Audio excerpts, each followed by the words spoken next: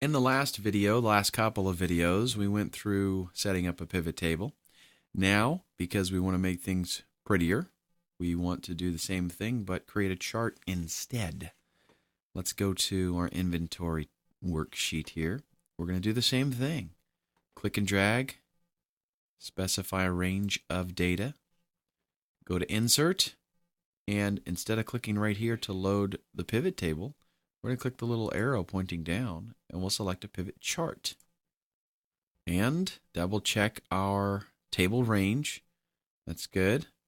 Make sure that it's including the the headers that you have there.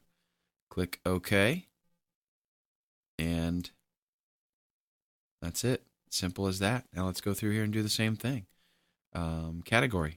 Turn category on, and turn total value on. Check it out. Acoustic. I mean, this is like an instant chart that you can just keep playing with. Okay, quantity on hand. Let's turn that total value off. Turn it on. Now we've got two things going on here, although the one of them, the numbers here are so vastly apart from one another that you can hardly see anything.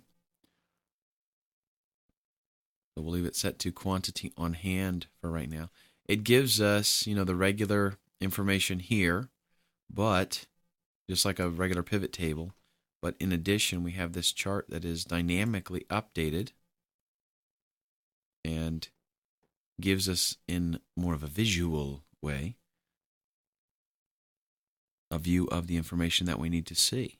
Now, what if we turn on brand as well? Now things are broken down, and obviously, you have to go through here and do some formatting stuff, but we can move it in a little bit different way.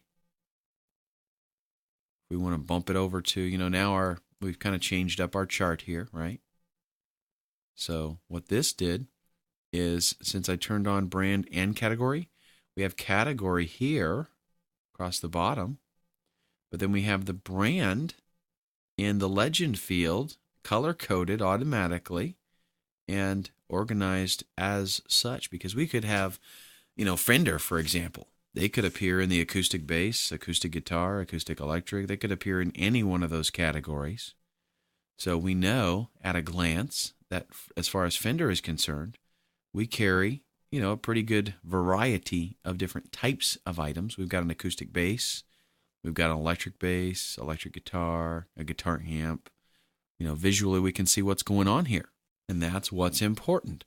Main differences between the pivot chart and pivot table is, with the pivot table, we have like the column names, the column labels, I should say, and the row labels. Okay. With the pivot chart, we have legend fields and axis fields. The axis field right here, because we can swap things and rearrange them, right? Let's change this to, actually, let's do it this way. Let's swap brand down here and put category up here. Okay, see what we have done? We've got the brand showing up on the axis at the bottom, and we've got the category showing up as a legend on the right. We can do the same stuff, though, as far as values, and do we want to count, or do we want, a sum like what we've got here? All that kind of stuff is pretty much the same. Okay, so that is a pivot chart. And with that, we are done for pivot tables. Up next, I'm going to show you a really slick feature of Excel to help you meet your goals. It's called Goal Seek.